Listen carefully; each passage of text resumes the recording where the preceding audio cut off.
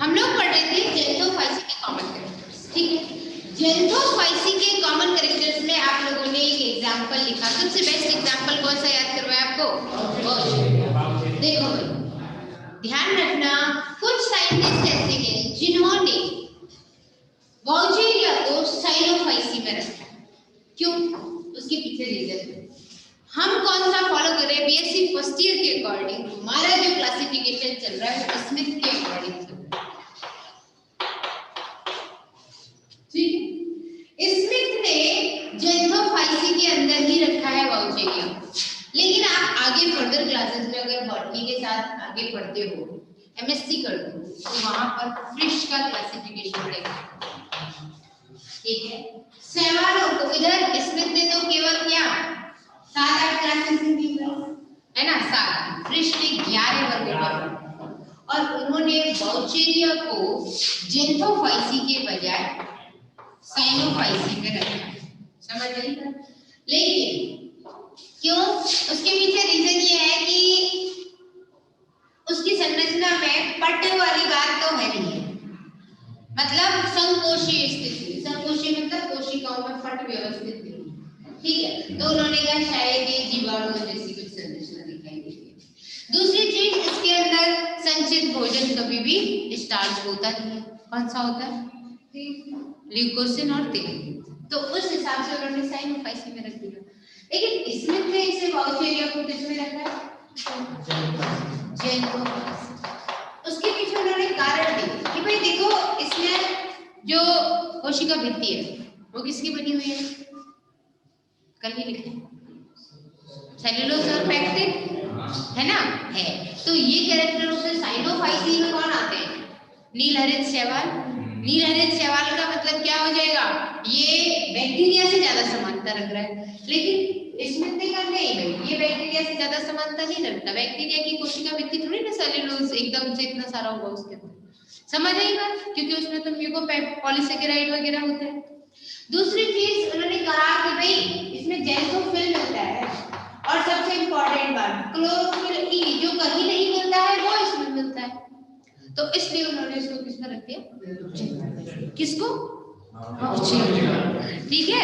तो अब ये बात ध्यान रखना आप लोग, अगर कोई ये कहे कि नहीं वाउचेरिया तो साइनोफाइसी का सदस्य है, तो आपको बात पता होनी चाहिए ये बात हमने नहीं कही है, फ्रिश ने कही है, ठीक है। अब डिपेंड करता है आप फॉलो किसको, ठीक है। अच्छा,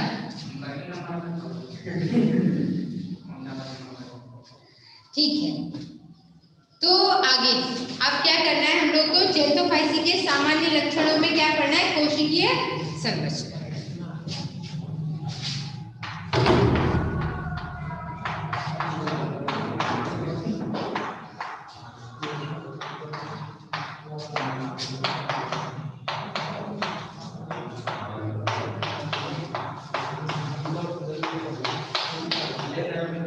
जेंथोफाइसी की कोशिकीय संरचना की बात करें तो इसमें कोशिका भित्ति जनरली या तो होगी ही नहीं, और होगी तो क्या होगा उसमें? पैक्टिन। इसमें देखिए सेल वॉल, सबसे पहले क्या आएगी? Cell wall. या तो क्या होगी है, और होगी तो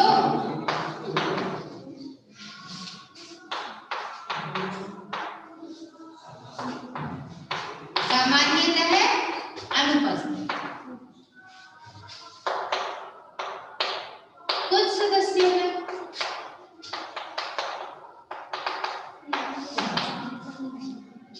ठीक किसमें उपस्थित मिलेगी? कुछ में जिनमें उपस्थित मिलेगी उनमें क्या होगा? सेल्यूलोज कम, पैक्टिन ज्यादा।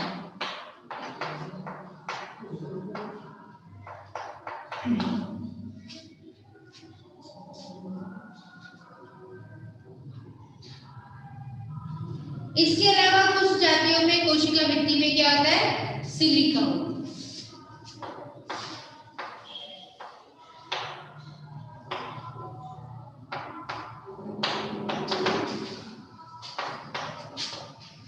अच्छा, जिनमें सिलिका होगी उनमें क्या होगा? कठोर हो जाएगी ना, हार्डनेस आ जाएगी।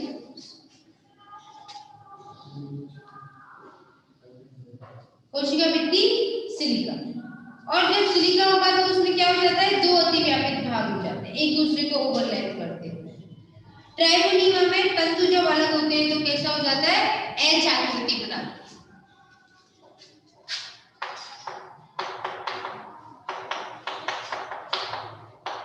दो भागों में अतिव्यापन। अतिव्यापन मतलब क्या होता है, एक के ऊपर एक ओवरलैप कर जाए, है ना, ढक ले थोड़ा सा। तो इसका एग्जांपल है ट्राइबोनीमा।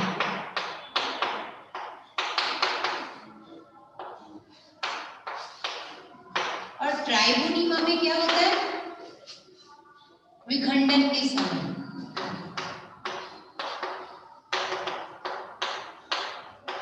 ट्राइकोम क्या होता है, शैवाल का जो तंतु या इसका एच आकार।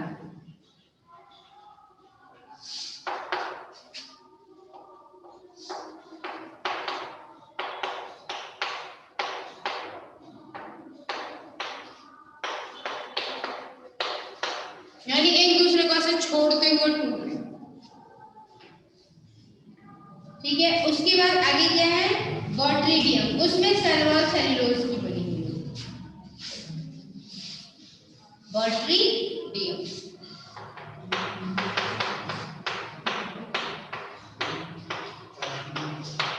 बॉट्रिडियम में सेल वॉल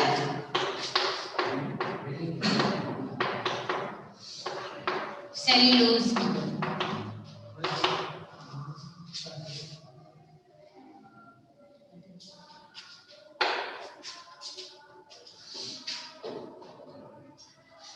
उसके बाद सेल जो होती है वो कैसी होती है, यूनिन्यूक्लियर, एक केंद्र की होती है ज्यादातर कंडीशन, और ज्यादा कुछ सदस्य ऐसे होते हैं जिनमें क्या होगा, पट नहीं पाई जाएगी।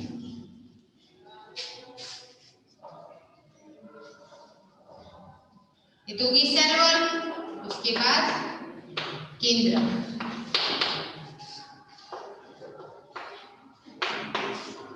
एक सेल में एक केंद्र।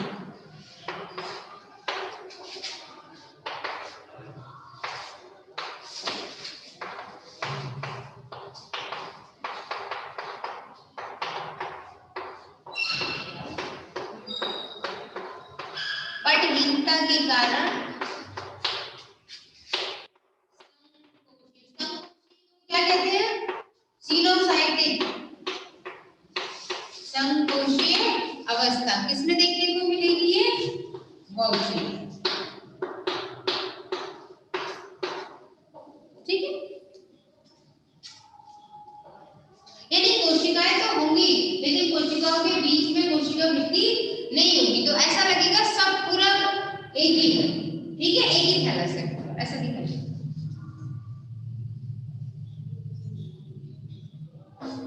क्रोमेटोफोर कैसा होता है, अच्छा क्रोमेटोफोर होता है क्या, करिए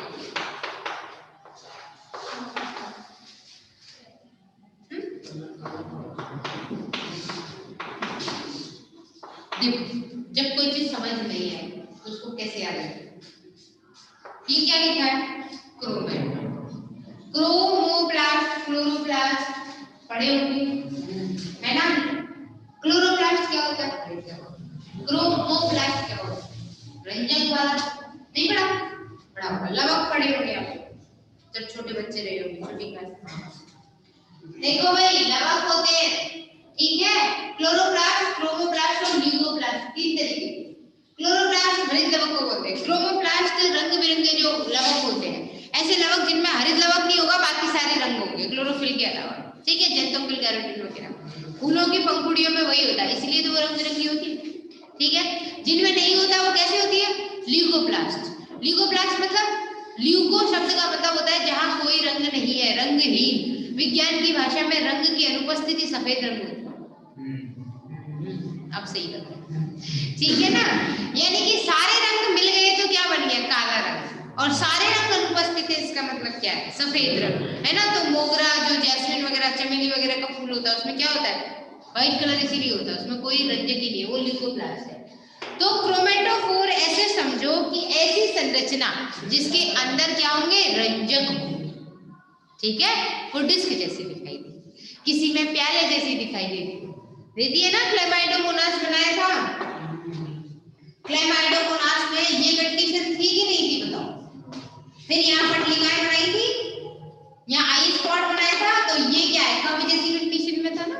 इस तरीके से इसमें होता है। तो इसमें कैसा होता है, बिंबाप मतलब होता है डिस्क रूपी। मैं लिख लो क्योंकि हिंदी तो समझ कितनी आ रही है मुझे दिख रहा है। डिस्क कंडीशन, ठीक है। उसके बाद आगे लिखिए इसमें कि क्रोमेटोफोर क्या होता है, ज्यादातर केंद्रीय स्थिति में होता है, कुछ में परिधीय स्थिति में। बिंबाप आकार या तो कहां होगा, केंद्र या परिधि। कुछ जातियां हैं जिनमें परिधि की तरफ मिलेगा, कुछ जातियां जिनमें सेंटर। लेकिन क्रोमेटोफोर के अंदर क्या होगा, पाइरिनॉइड अनुपस्थित होगी, इसीलिए फ्रिश ने इसको साइनोफाइसी में डाल दिया, पाइरिनॉइड कर दिया।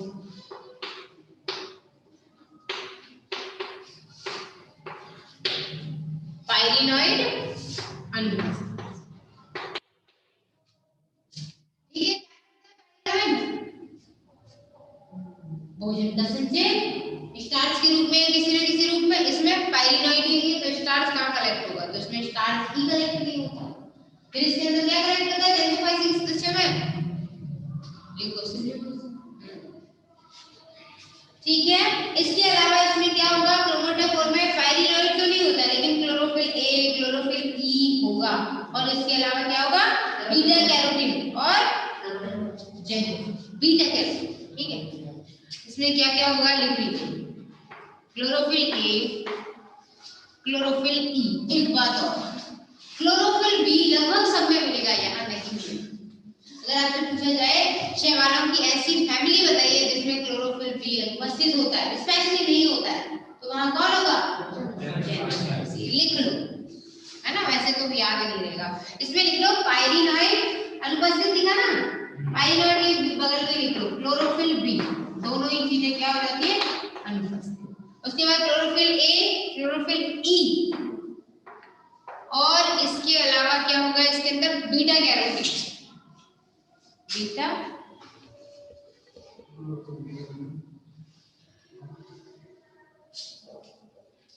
संतोष कुमार, वाउचेरिया की सेल के बारे में देखो भाई, ऐसा है उसके अंदर केंद्रक है, सुव्यवस्थित है, तो जाहिर सी बात है ना, वो यूकेरियोटिक ही मानी जाएगी, प्रोकैरियोटिक तो नहीं मानी जाएगी। लेकिन इसमें संकोची अवस्था देखने को मिल जाती है, ठीक है। इसीलिए तो फ्रिश ने क्या कर दिया उसे, फ्रिश ने तो रख दिया साइनोफाइसी के साथ, है ना, मतलब हाँ। और स्मिथ ने किसमें रख दिया, जेंथोफाइसी के साथ, Vaucheria. Chlorophyll A, chlorophyll E, beta carotene, और बीटा कैरोटीन के अलावा इसके अंदर क्या पाया जाएगा, अज्ञात जेंथोफिल। अज्ञात जेंथोफिल क्यों आया वर्ड, देखो जेंथोफिल कई तरीके के होते हैं, ठीक है। जेंथोफिल में सबसे ज्यादा डिस्कवरी अगर हुई है तो जेंथोफिल के ही बारे में हुई है, और उधर हार्मोन्स की बात करें तो जिब्रेलिन के बारे में, कई तरह के जेंथोफिल ढूंढने पर मिलेंगे, है ना।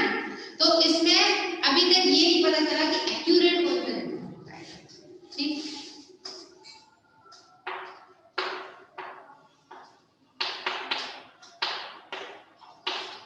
जेंथोफिल उपस्थित,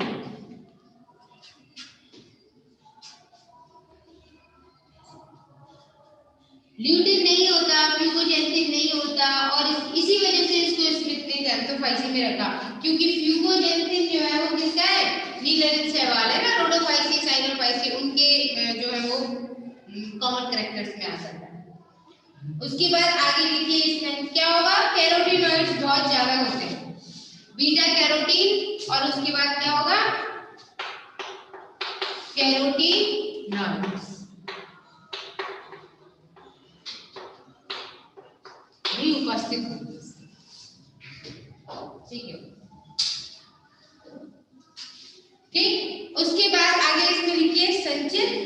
भोजन, यहाँ लिखेंगे, ठीक है ना।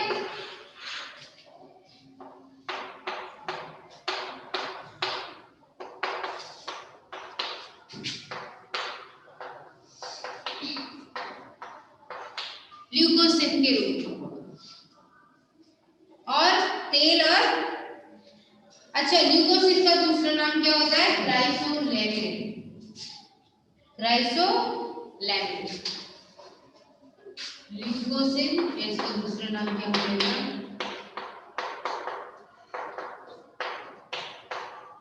क्राइसोफाइसिन भी तो पढ़ोगे आप, ठीक है। ल्यूकोसिन में क्या हो गया दूसरा नाम? क्राइसोलैमिन। इसके अलावा संचित भोजन में क्या होता है? तेल और वसा की बूंद।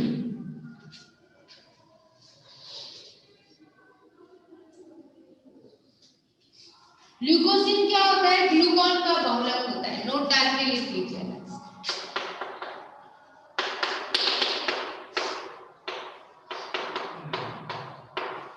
ग्लूकोसिन क्या होता है? ग्लूकॉन का पॉलीमर। पॉलीमर मतलब क्या होता है? बहुलक।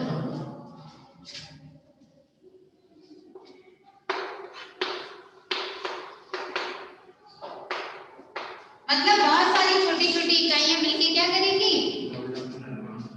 हाँ, एक बड़ी संरचना बनाएंगी, ठीक है। जैसे ईंट मिलकर दीवार बनाती है, तो दीवार क्या हो गई? बहुलक, और ईंट क्या हो गई? एक, ठीक। कशाभिका होती है, कैसी होगी? अब ये आप लोग बताओ। कशाभिका कैसी होती है? इसमें दोनों तरह की, एक प्रतिरोध एक ऊर्ज, है ना। कल नहीं पढ़ लिया कीजिए घर जाके, ठीक है। पता है अंबानी से ज्यादा काम है आप लोगों के। कशाभिकाएं जब दो तरीके की होंगी तो उसे क्या बोलेंगे? विषम कशाभिक स्थिति, ठीक है। कौन कौन सी होगी? एक होगी प्रतोद, ऐसे लिखना, दो कशाभिक होती है जिनमें एक प्रतोद और दूसरी, फर्स्ट हो गई प्रतोद और सेकंड क्या हो गई? ऊर्ज सम, ठीक है। ऊर्ज सम का मतलब क्या होता है? जिसमें टेंटिकल्स निकले रहेंगे, है ना, झाड़ू जैसी होती है, ऊंची जैसी होती है, ब्रश जैसी। और प्रतोद मतलब जो सीधी होती है, ये लिखा। और धानी होती है किसके अंदर, है ना, कैसी होगी? संकुचनशील धानी। और रिक्तिका पाई जाती है, तो इसमें लिखिए कोशिका में संकुचनशील धानी और रिक्तिका उपस्थित। रिक्तिकाएं क्यों होती है? कोशिका में रिक्तिका क्यों होती है बताइए। देखो भाई समझो, जंतुओं के अंदर तो क्या होता है? उत्सर्जी अंगों के लिए विशेष पूरा सिस्टम बना हुआ है ना, उत्सर्जन के लिए तंत्र बना हुआ है पूरा। लेकिन पौधों के पास ऐसा कोई सिस्टम नहीं है, ठीक है। तो पौधों का जो भी एक्स्ट्रा मटेरियल बनता है, उत्सर्जी पदार्थ बनता है जो उनके किसी काम का नहीं है, उसको वो क्या करेंगे? उसको वो एक बलून जैसी संरचना बनाते हैं, उसके अंदर इकट्ठा करते चले जाते हैं, ठीक है। ज्यादा हो जाता है तो कई बार वो बाहर की तरफ आकर के फट जाता है, ठीक है। जैसे जैसे आपने देखा होगा, रबड़ के पेड़ में रबड़ होती है, गोंद के पेड़ में गोंद होता है, पाइनस के पेड़ में ग्लू होता है ना। नील का जो पेड़ होता है ना, टिंक्टोरिया बोलते हैं उसको, ठीक है। वो नील का पेड़ जो है, वो उसमें जो नीला रंजक है वो क्या है? वो सब उन पौधों का एक्सक्रीटरी मैटर है। पौधों की किसी काम की नहीं है वो चीज जो हम मनुष्यों के लिए बहुत काम है। समझ आई बात? आग हो, धतूरा हो, इनके अंदर जो दूध जैसा पदार्थ निकलता है, कनेर में जो निकलता है, वो क्या है? उनका एक्सक्रीटरी पदार्थ है, यानी उनका उत्सर्जी पदार्थ है। वो पौधों में खाया पिया बच गया, उसको वो इकट्ठा करके चलता है, ठीक है, वो है। लेकिन वो हमारे कितने काम का, कितनी दवाइयां बनती है उससे, ठीक है ना। तो ये लिख लिया डेल्टाफाइसी की सेलुलर। उसके बाद लिखिए इसमें जनन, मिटा दो ना। ठीक,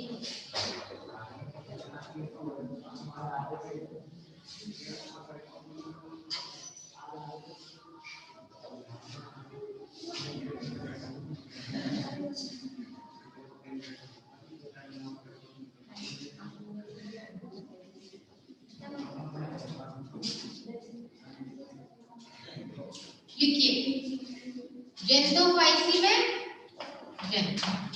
जनन की विधियां कौन कौन सी होंगी? कायिक जनन और अलैंगिक जनन और फिर तो पहले लिखिए कायिक जनन।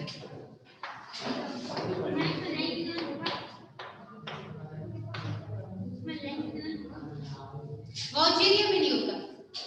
जेंटोफाइसी तो पूरी फैमिली है, पूरी सॉरी पूरा वर्ग है ना, क्लास है ना।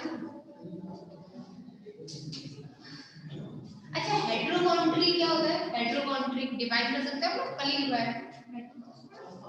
हेट्रोकॉन्ट्री का मतलब क्या होता है?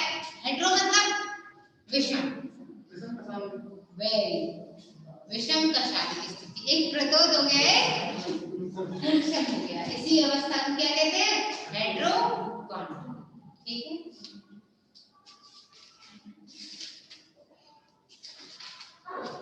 तो कायिक जनन में लिखिए पहले कायिक जनन, उसके बाद क्या लिखेंगे? अलैंगिक जनन और उसके बाद क्या हो जाएगा? लैंगिक जनन। तो पहले कायिक जनन में आपको पता है पूरे तंतु में से या पूरी संरचना में से कोई भी एक भाग टूटी गिर जाए और वो नया बन जाए, तो ये क्या होता है? कायिक। तो उसके फिर कायिक हो जाते हैं। पहला हो जाएगा क्या? जितने टुकड़े उतने नए जीव। ठीक है, विखंडन के बाद दूसरा क्या होता है? द्विविभाजन। द्विविभाजन और विखंडन का अंतर क्या है बताओ? कितने खंड बन सकते हैं, है ना? यहाँ पे केवल एक कोशिका दो ही खंडों में बटी है। ठीक है ना, वेरी गुड, ठीक है ना। उसके बाद अब इसमें क्या हो जाएगा? कई बार कोशिकाएं अलग नहीं होती, पुत्री कोशिकाएं जनन कोशिका के अंदर ही रह जाती है, तो उसे क्या कहते हैं? कॉमेलॉइड अवस्था। लिखवाती हूँ, ठीक है ना। पहले लिखिए विखंडन द्वारा जो जनन होगा, है ना, यानी कि इसमें लिखिए तंतु, फिर अलैंगिक जनन में भी यही लिखवाऊंगी। अगर नहीं बची जगह आपके कॉपी में तो फिर आप अलग से लिखो, ठीक है। तंतु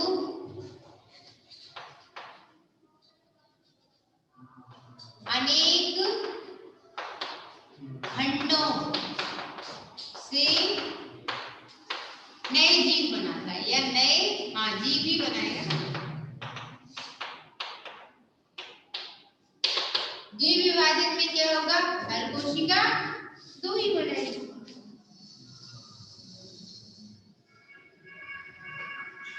और कैसे अक्ष में होगी वो? लंबवत अक्ष में।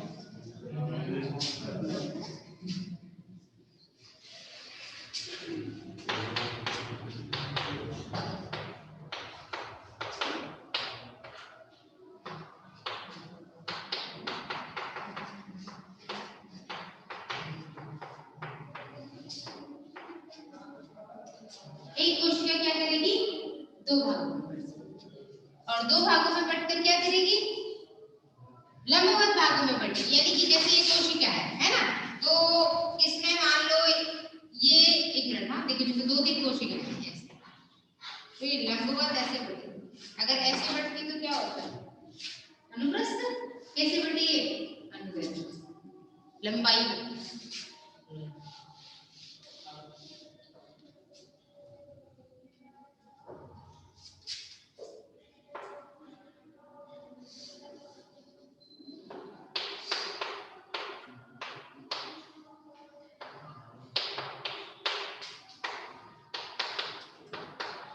पुत्री कोशिकाएं जनक के साथ ही उपस्थित, तो इस अवस्था को क्या कह देते हैं? बाल्यावस्था।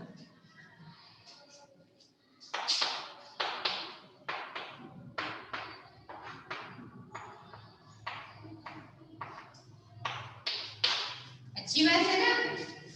पुत्री कोशिकाओं ने जनक कोशिकाओं को छोड़ा नहीं, हालांकि बाद में तो छोड़ना ही है। क्यों? जब स्वतंत्र जीवन जिएगी तो उसके बाद क्या हो जाएगा, ज्यादा आवश्यकताएं हो जाएगी। ठीक है, तो स्टार्टिंग में नहीं छोड़ता है। ऐसे ही आपको आगे पढ़ने को मिलेगा जूलॉजी में, वीनस फ्लावर टैप पढ़ा हुआ ना, Venus flower basket. Venus flower tap तो होता है, वीनस फ्लावर बास्केट हाँ जापान में शादियों में दी जाती है, क्योंकि नई कोशिकाएं पुरानी कोशिकाओं को नहीं छोड़ रही। तो प्रगति भी यही कहती है, अपनी जड़ों से जुड़े रहना चाहिए। आगे लिखिए, अलैंगिक जनन। जल बीजाणु, अचल बीजाणु, सुप्त बीजाणु, एकाइनिक, स्टेटोस।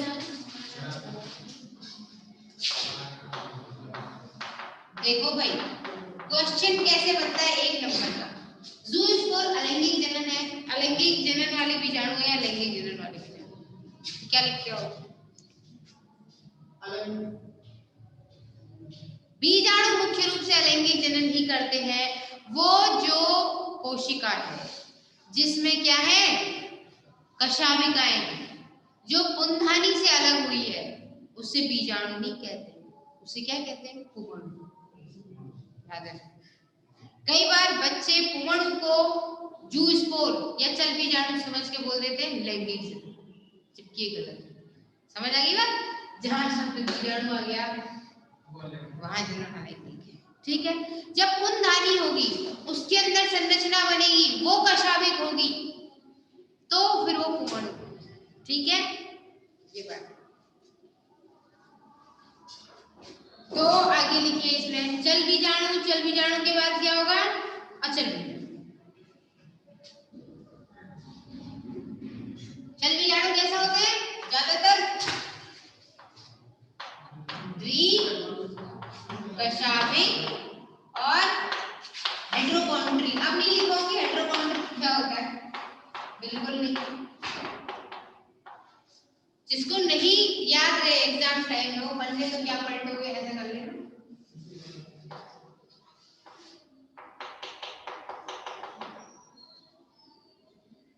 ठीक है, जिससे याद रहे। एक बना लो गुण, सब एक बना लो प्रथम, तो याद रहेगा। अच्छा, हेटेरोकॉन्ड्री शब्द का मतलब ये होता है। प्रतोष क्या होती है, छोटी, और गुणसत क्या होती है, बड़ी। ऐसा भी कर लेना, ये बड़ी बना लो। देखो, तुम छोटी वाली को तुम मिटा नहीं सकते हो, तो जो छोटी होती है तो लंबी कर दो। आगे,